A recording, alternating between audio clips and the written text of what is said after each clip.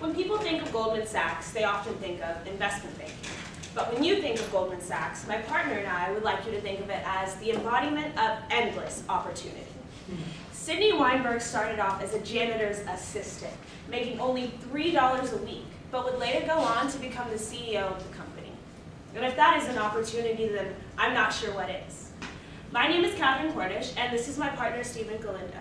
Together, we've conducted extensive research and compiled some key facts to present to you today in order to inform you about the company's history, its current state, and some controversy surrounding it, and a bit of its future. I'm going to start by talking to you about the history of the company according to the Wall Street Journal and HITC Business. In 1869, Goldman was founded by Marcus Goldman in a one-room suite office on Pine Street. By 1906, Goldman would be a major player in IPOs and handle initial equity sales for companies such as Sears. And in 1929, the market crash hit, putting Goldman into a pretty sticky situation.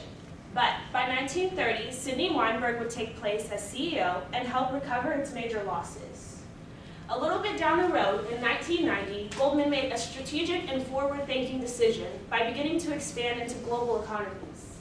And just soon after, in 1999, they went live on the New York Stock Exchange, raising $3.69 billion, and officially adopting the name Goldman Sachs Incorporated.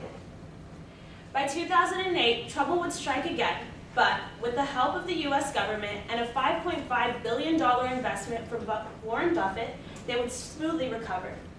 And in 2010, just shortly after their troubled times, they would record record profits of $13.39 billion. Now I'm going to hand it off to my partner, Stephen, to talk to you a little bit about the scandal surrounding. Thank you. Okay, the scandals surrounding Goldman Sachs began in 2007 when they decided to sell housing. They decided to sell subprime market products, housing market products, to investors. So what they basically did was they would create these packages and sell them, and go to their clients and say, like, these are really good investments. Like, they're only going to go up from here. And, like, nothing's going to go wrong. So then these clients excited would pay Goldman their money, and Goldman would was actually betting against those packages that they set up to fail, which led to the housing market crash in 2008. I'm going to draw a diagram here to explain a little bit easier. So let's say there's a bookie, right, and a gambler.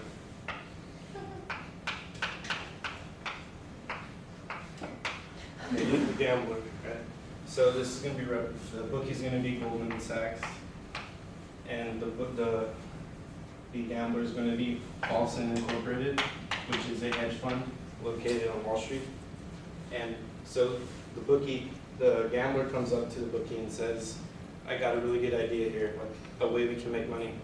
So the bookie says, "Okay, tell me about it." It involves racehorse. So he says, "First things first, you need to buy a horse." So Goldman Sachs goes out and buys a horse, right? Just like dog this thing. Okay, so this is a horse. Okay, so then they have to legitimize themselves. So they go out and they invest with the trainer, a world famous trainer of horses, and they give the trainer a special food that they want to feed their horse, and this food's going to make the horse perform well. He's going to win every race he runs. So the trainer says okay and endorses the horse. So he's training here, the horse here, and the trainer is represented by ACA, which is a firm on Wall Street that dabbled in CDOs, which are centralized.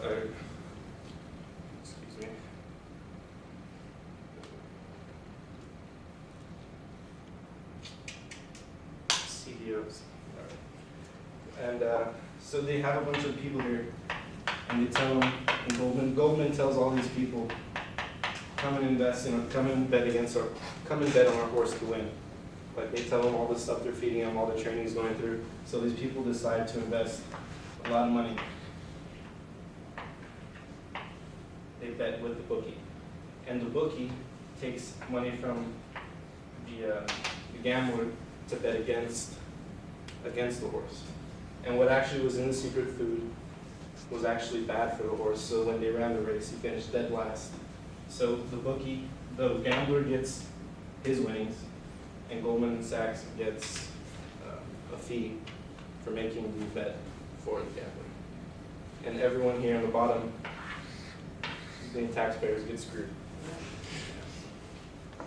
And the SEC actually fined Goldman Sachs in 2010 $550 million for this, even though it put our country in debt into the billions. The government actually had to pay $173 billion to bail out Goldman Sachs and other investment firms involved. Means of the future.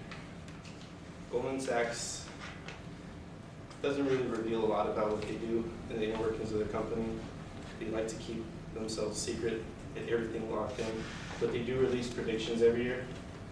And a few of the predictions, they're actually predicting that the world GDP will bump up from 3.0% to 3.4% this year. And that goal is going to end the year 5% higher than it did last year.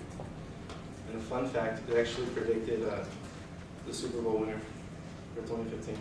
It released it as part of the 2015 predictions. My name is Steven. Hand it back to Kathryn. Conclusion. Today we talked about the history of the company, starting with its founding and then moving to the 1929 stock market crash. We then talked about how it became a major player in different sectors of the market.